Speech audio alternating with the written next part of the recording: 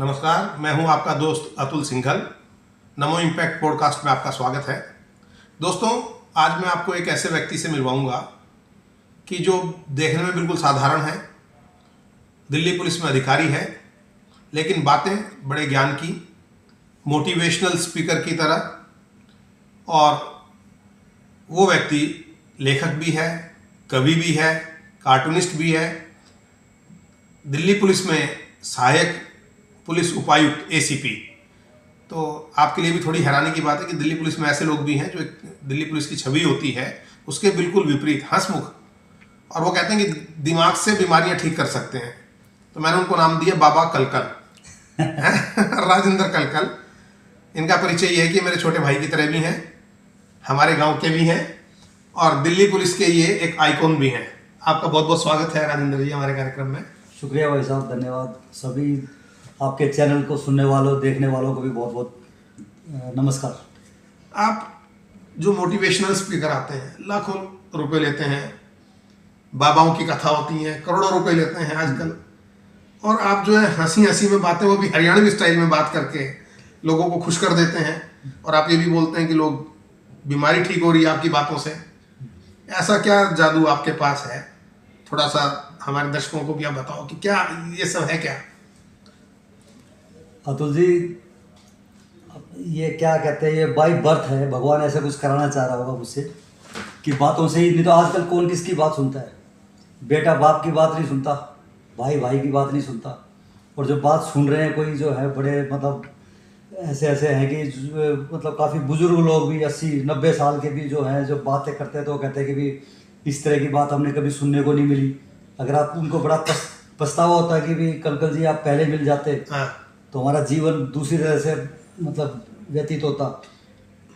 तो ये सारा सब ऊपर वाले की कृपा है। कोई नई चीज़ नहीं बोलता, बस ये है कि दिल से बात बोलते हैं, वो उनके समझ में आ जाती है। अब जो आपने जिन मोटिवेशनल स्पीकर्स की बात की, वो सब कोर्स करते हैं, डिप्लोमा करते हैं, MA साइकोलॉजी वगैरह। तो फिर वो पढ़ी लिखी चीज़ बोलते हैं, फिर वो दिमाग से बोलते हैं, दिल से नहीं बोलते। इसलिए वो चीज़ जब तक सुनते हैं तब तक बढ़िया लगती है।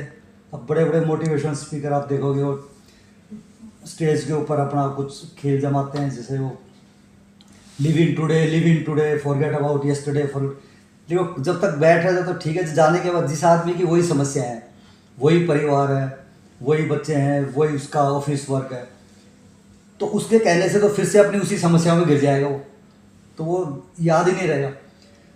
तो उनको तो वो वाले फॉर्मूले चाहिए, ऐसा कोई उनके पास कोई ऐसी दवाई, ऐसी चीज़ चाहिए जो है कोई बात कही हुई जिसके सारे मतलब बाद में भी उसका असर रह जाए।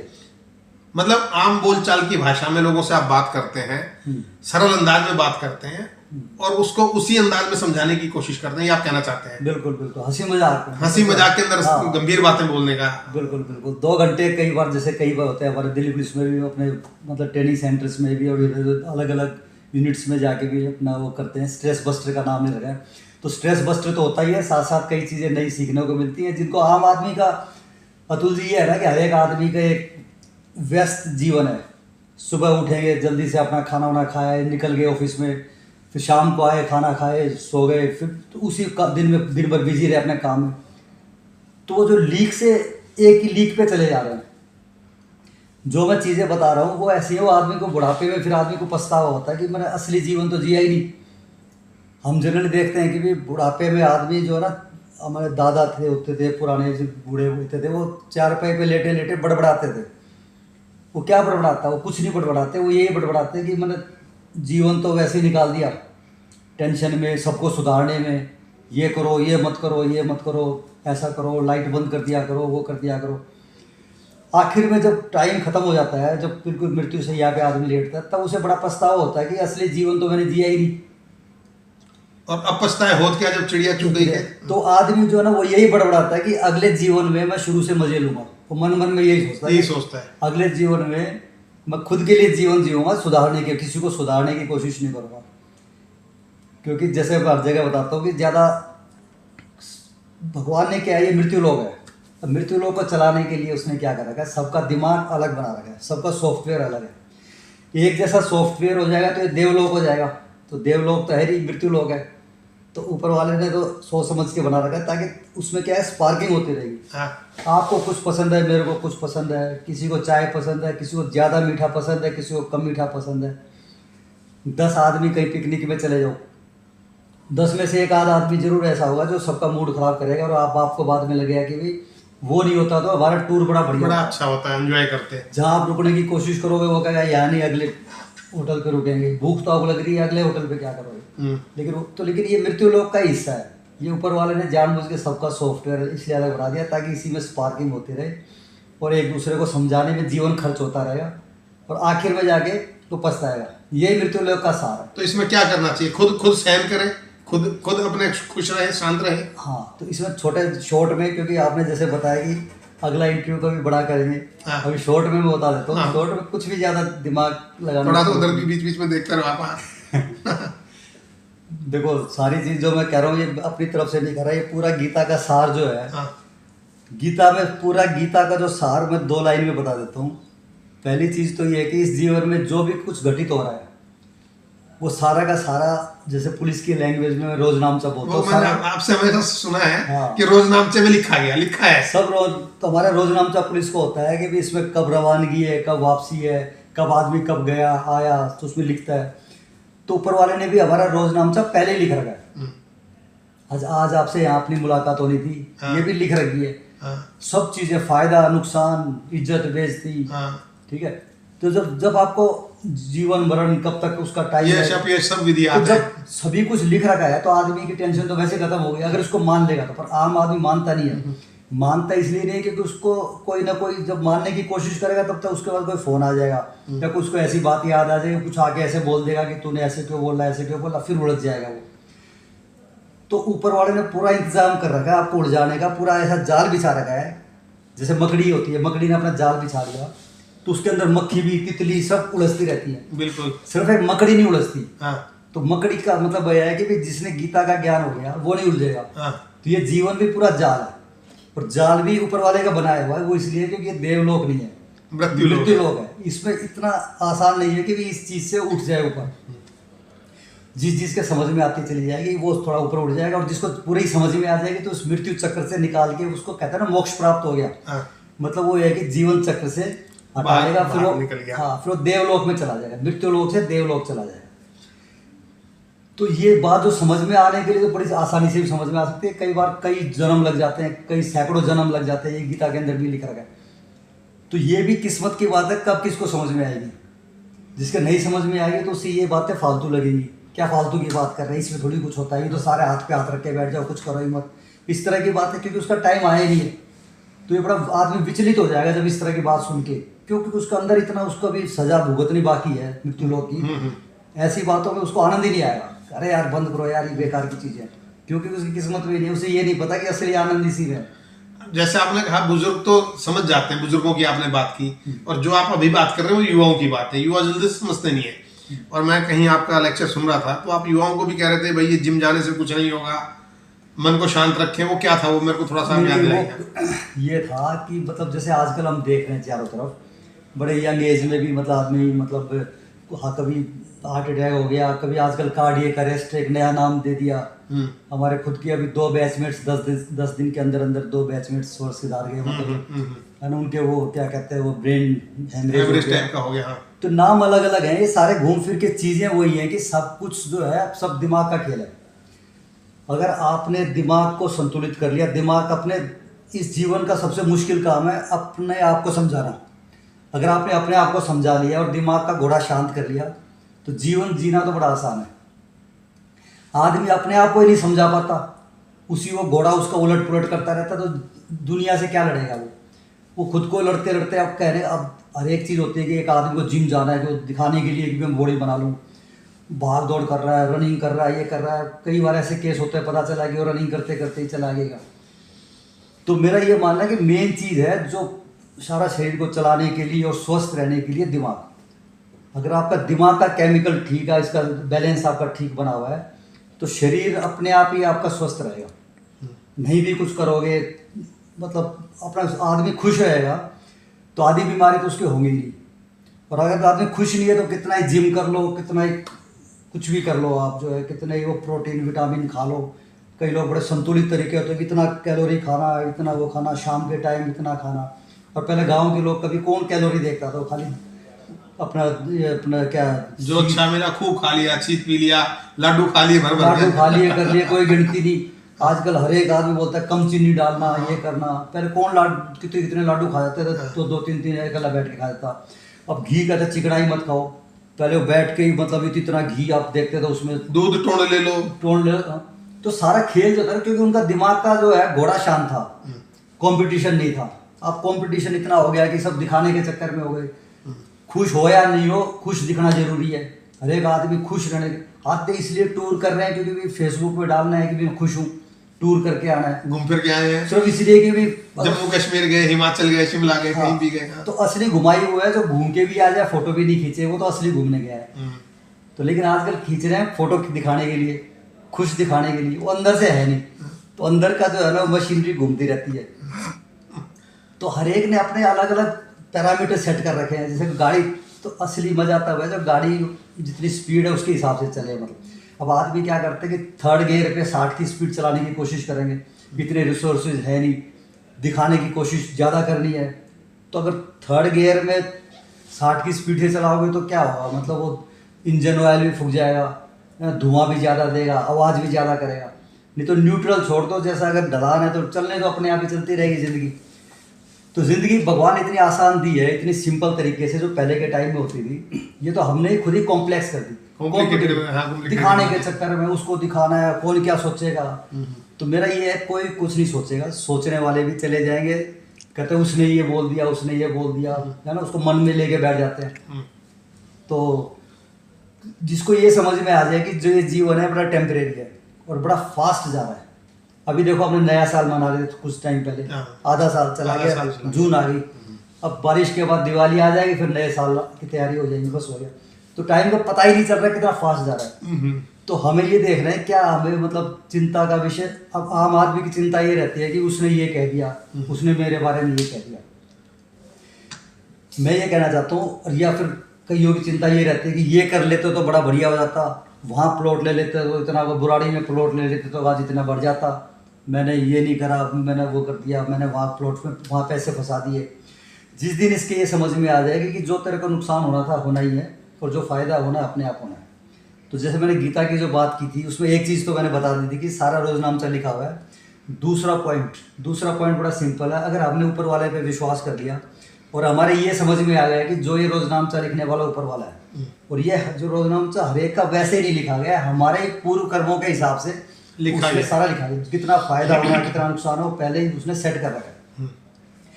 इसमें दूसरा पॉइंट बड़ा खुश करने वाला है, मतलब इससे तो और आनंद आएगा सुन के कि अगर हमने इस चीज़ पे विश्वास कर लिया और ऊपर वाले को याद करते रहे।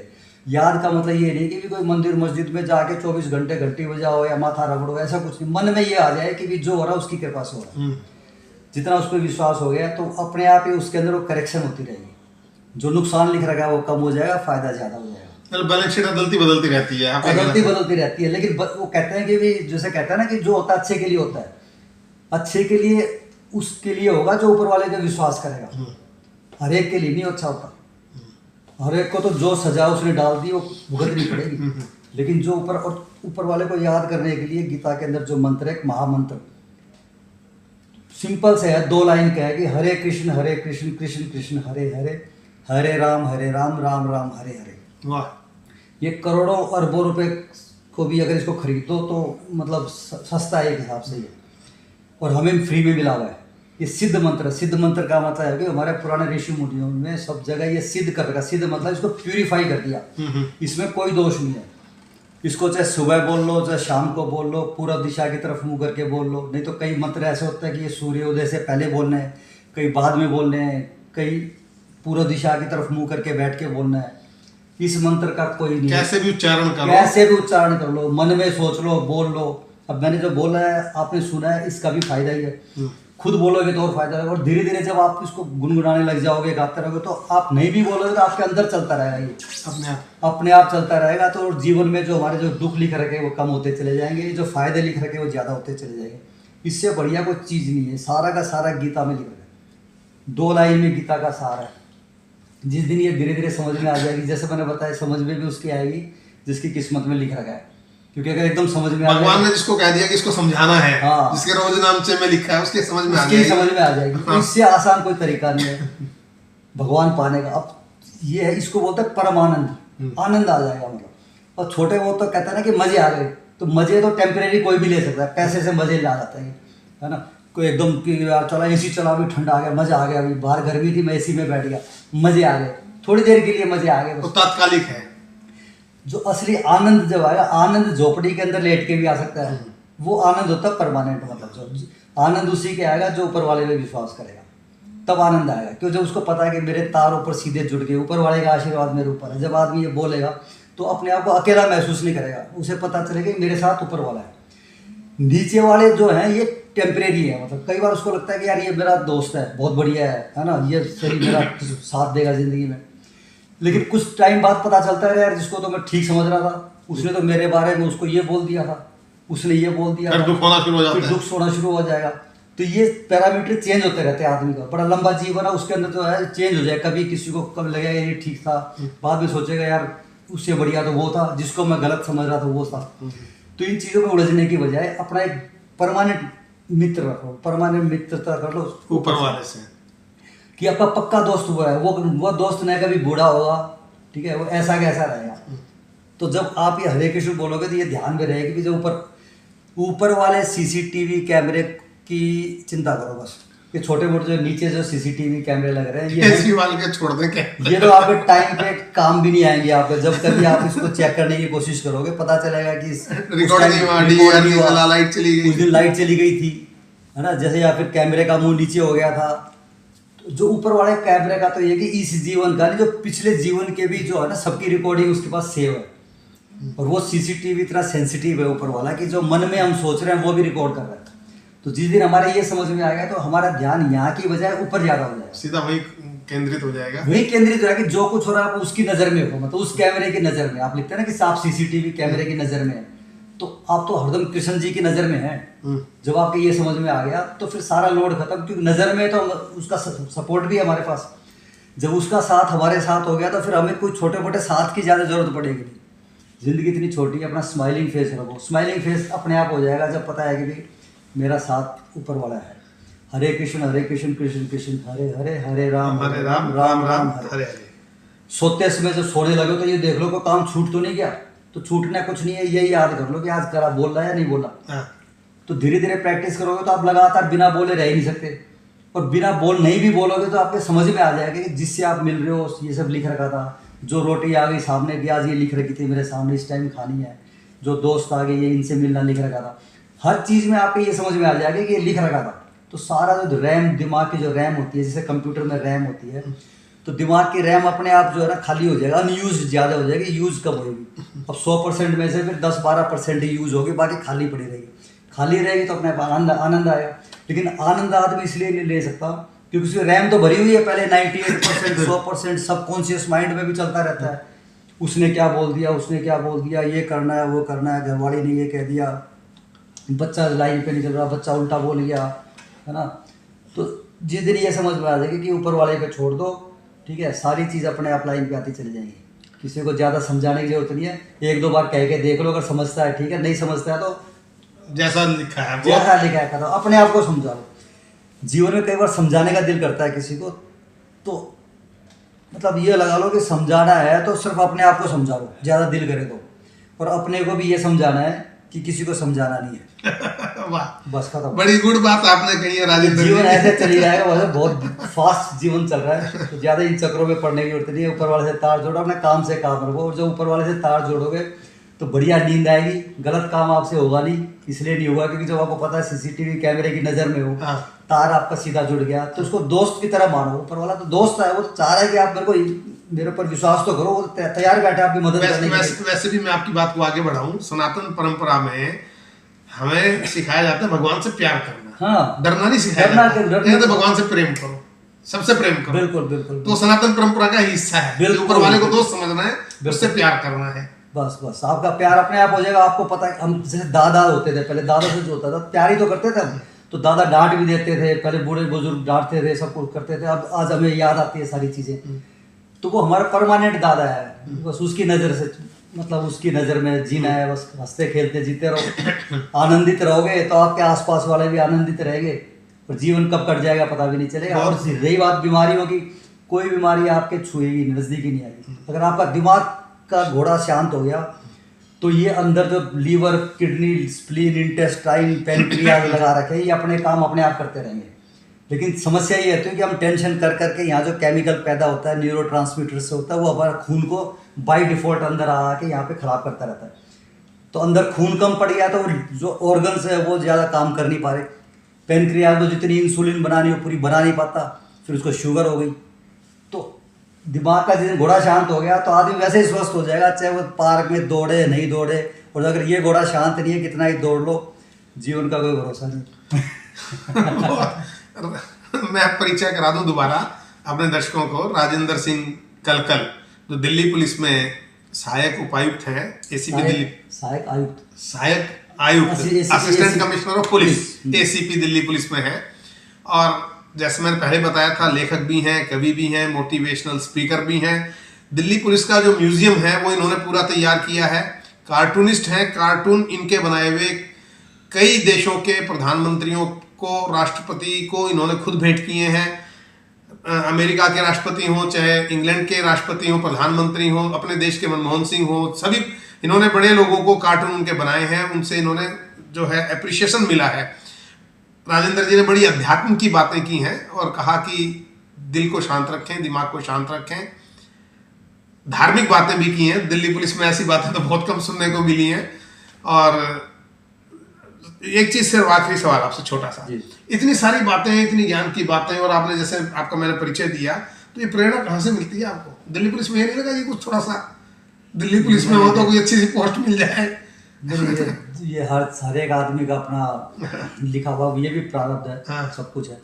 मैंने Delhi police history and heritage पे रिसर्च की है। दिल्ली पुलिस की कॉफी टेबल 2006 में बनी थी, कॉफी टेबल बुक। तो सारा रिसर्च का काम मेरा ही था।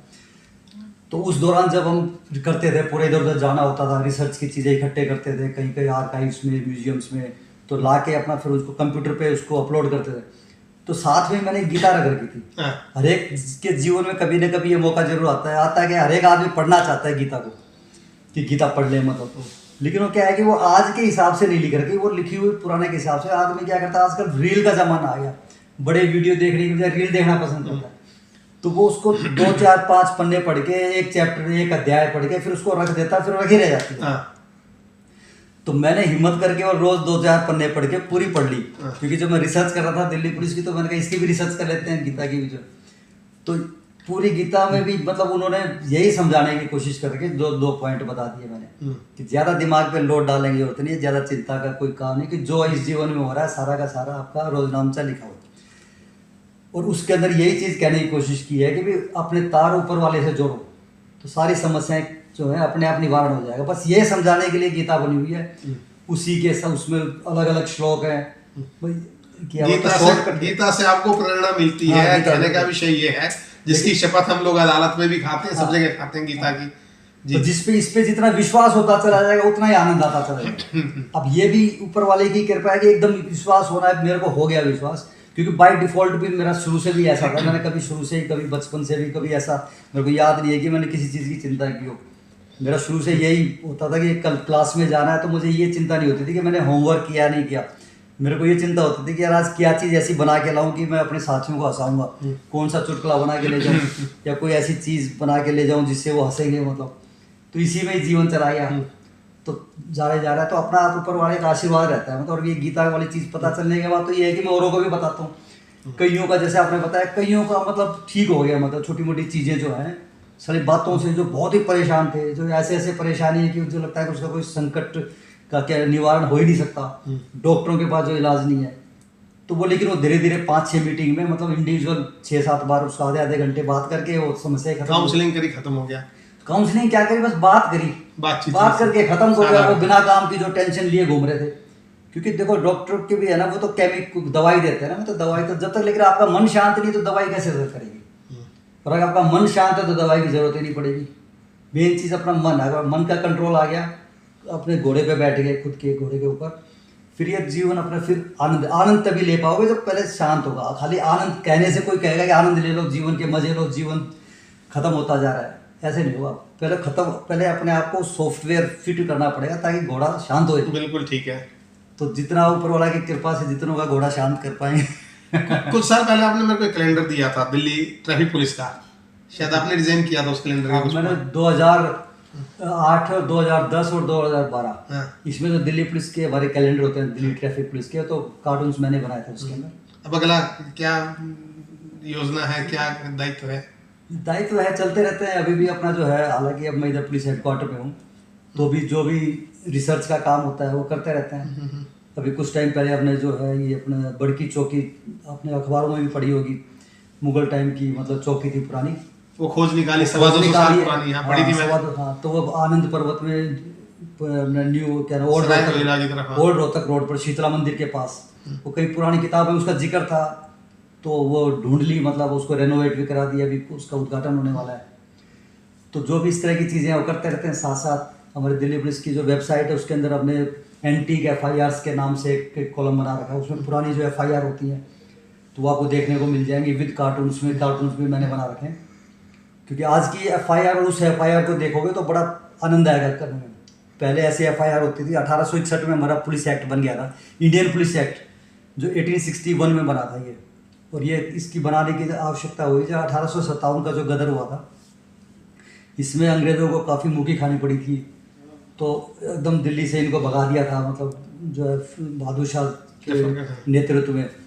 तब इन्होंने आगे देखा कि ऐसे काम नहीं चलेगा, ये तो कभी भी हो सकता है दोबारा। तो इन्होंने एक फॉर्मल पुलिसिंग बनाई जो 1861 में वो बन गया था। तभी से ये पुलिस एक्ट वगैरह सारे के सारे चल रहे। तो दिल्ली में पहले 5 थाने थे जब ये पुलिस एक्ट बना, जिसके अंदर सदर बाजार, नांगलोई, महरौली, कोतवाली और सब्जी मंडी। तो उस टाइम की जो FIR है ये है शिकस्ता उर्दू में। शिकस्ता उर्दू होती है जिसमें मतलब अरबी फारसी भी मिक्स होती है और उसमें नुक्ते वगैरह नहीं होते हैं। तो ये भी बड़ी मुश्किल से पढ़ने वाले ही बड़े कम बचे हुए हैं, है ना। कई मस्जिदों में मौलवी साहब से या कोई स्कॉलर है बहुत ज़्यादा उसने करके धीरे धीरे वो समझ में आती हैं चीज़ें। तो उस टाइम की ऐसी थी कि जैसे किसी के जैसे वो एक केले का गुच्छा चोरी हो गया, एक की रजाई चोरी हो गई, है ना। किसी के मतलब जो है वो सब्जी चोरी हो गई जो है, और टट्टू चोरी, ऐसे ऐसे मतलब लोटा चोरी, ये सब चीजें आपने निकाली, आपको देखने को मिलेगी उसमें जो है ना। हमने एंटीक FIR के नाम से दिल्ली पुलिस की वेबसाइट में डाल रखे हैं। ठीक है, इस विषय पे भी हम आपसे बिल्कुल चर्चा करेंगे, क्योंकि जो म्यूजियम है दिल्ली पुलिस का ओल्ड पुलिस लाइन में, वो मैंने भी विजिट किया है, आपने विजिट कराया था मेरे को। बच्चों के साथ देखने वाली चीजें हैं, किस प्रकार से आपने मेहनत की, दिल्ली पुलिस के लिए काम कर रहे हैं, प्रेरणा दे रहे हैं युवाओं को भी और बुजुर्गों को भी। और ऐसे जिंदा दिल अधिकारी का होना दिल्ली पुलिस के लिए भी अपने आप में गर्व का विषय है, जिसके पास कई गुण हैं, कई गुणों की खान है और लोगों को मोटिवेशन देते हैं। बहुत बहुत धन्यवाद नमो इम्पैक्ट में हमसे बात करने के लिए राजेंद्र। सबको आपको सबका नमस्कार। आपसे फिर दोबारा चर्चा करेंगे। जरूर जरूर। फिलहाल नमस्ते। मेरे सहयोगी पंकज कुमार के साथ नमो इम्पैक्ट में मुझे दीजिएगा इजाजत। अगले कार्यक्रम में फिर मिलेंगे, तब तक के लिए